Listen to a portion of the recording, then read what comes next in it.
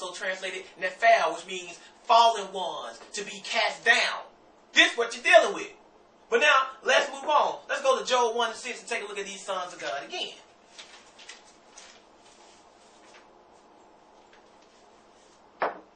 Job 1 and 6.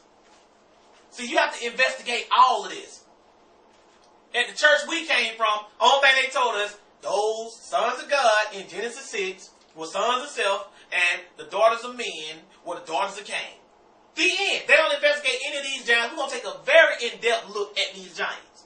They don't even know that the whole sons of self, daughters of Cain doctrine started with the Roman Catholic St. Augustine, the Roman Bishop of Hippo. He is the one that started that doctrine. He rejected the ideal of angels fornicating with women. So he wrote a book preaching against that. And he also was among a couple of the other Catholics at that time that had the Book of Enoch banned because it speaks about that extensively, which we're going to read in this class, along with a couple of other historical references proving that those were angels in Genesis 6 when it talks about the sons of God. But now, Job chapter 1 and verse 6.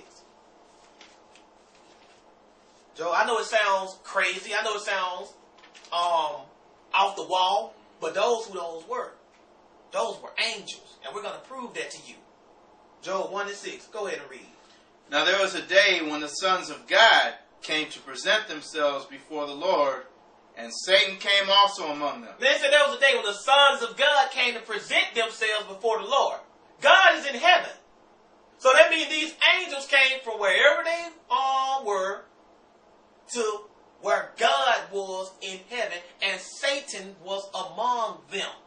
See, what many people don't know is that the angels often present themselves to God to give a report of what's going on in the earth.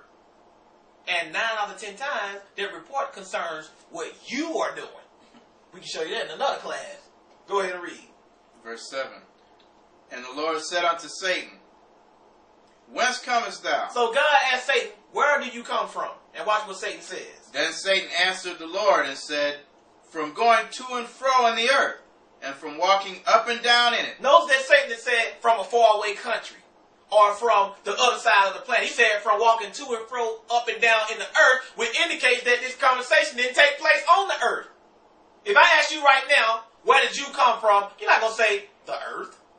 You're going to tell me whatever country or state or city or town. But if we in space, and you meet me somewhere in space or beyond, and I ask you where you came from, and you came from Earth, you may still tell me the city, but you're going to give me the planet. Well, on Earth. I'll come from Atlanta, on Earth. See, this conversation was taking place outside of the earth. This conversation was taking place in heaven because it said the sons of God came to present themselves to God. It didn't say that God met them somewhere. It said he came to present themselves to God. God is in heaven. God is a king. When you go to a king, you go to where he is. He doesn't meet you anywhere. Right? But I just wanted to show you that these sons of God were angels. You know they had to be angels here because men can't just travel back and forth to heaven like that. And then it says Satan was with them. Satan is an angel too. He's a cherub. So he has access back and forth to heaven too. He can't stay. But he does have the ability to go back and forth and commune with the Most High. This is a lot of stuff that you ain't ever been taught. And we can show you that in even greater detail in yet another class. But now, let's move on. Still in the book of Job. Let's go to Job chapter 38 and look at these sons of God again. To further prove that when the Bible speaks about the sons of God in the Old Testament, it's referring to angels. The concept of us being sons of God, men, people, did not start as individuals until Christ came on the scene and we're trying to get adopted into the God or the angel family. That's why Jesus said in the resurrection, we shall be as the angels. The angels were called sons of God. That's why once we get into the God family, we are called sons and daughters of God. Because we have been adopted into the God or angel family. That's what people don't understand. But in Genesis, that concept had not come yet. So when they talk about sons of God in the Old Testament, it's talking about angels. What you're doing is you're mixing up two concepts of the sons of God. Only thing you got to do is look at the context and the result of the union in Genesis 6, and you'll know which one you're dealing with. Job 38, verse 4. Go ahead and read, because God is asking Job a question. question about the creation. Go ahead and read. Where was thou when I laid the foundations of the earth? He said, where were you when I laid the foundations of the earth? When I created the earth? Let's see what was going on when he did that. Go ahead and read. Declare if thou hast understanding. Tell me, Job, if you know. Go ahead. Who hath laid the measures thereof, if thou knowest?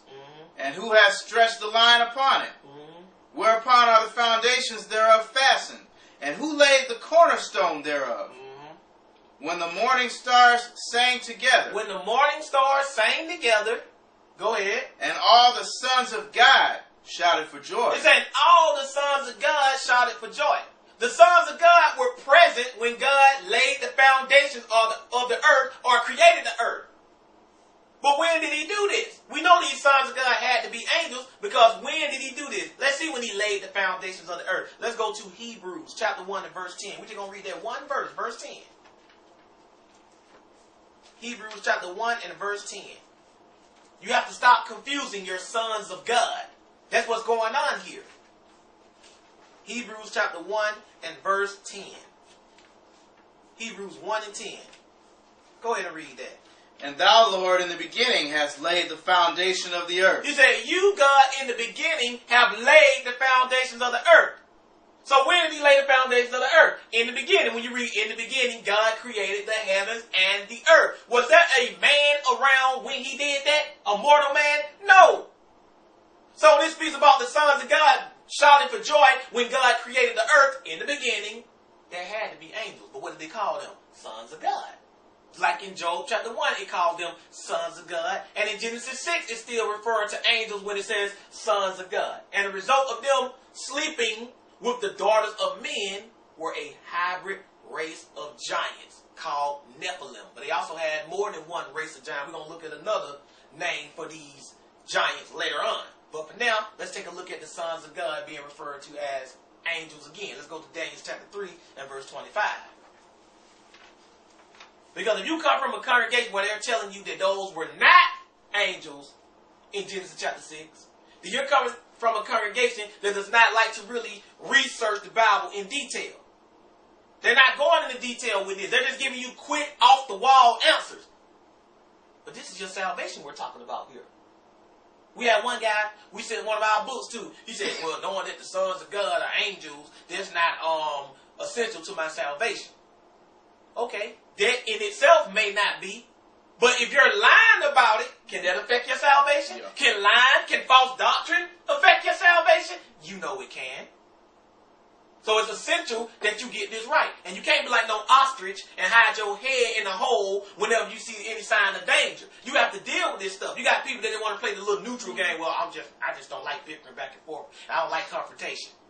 You could have never made it as an apostle. Those guys were constantly battling. And you know, with all the false doctrine and all the misunderstanding ignorance out here, how do you feel you're not going to have to go back and forth at least one round? People don't understand. You got to be long-suffering. You have to be patient. You have to sit down and prove to these people what time it is. People don't want to do that. People have gotten real lazy, which we're going to show you in another class, is a sin to be lazy. Both in and out of the scriptures is a sin to be lazy. But Daniel chapter 3 and verse 25. Daniel 3 and 25. We're reading about when Shadrach, Meshach, and Abednego got thrown into the fiery furnace by Nebuchadnezzar because they refused to bow to that image that he set up. And look what God said. Look what Nebuchadnezzar said when they looked into the fire. When he looked into the fire. Daniel 3 and 25. Go ahead and read. He answered and said, Lo, I see 4 men loose, walking in the midst of the fire, and they have no hurt.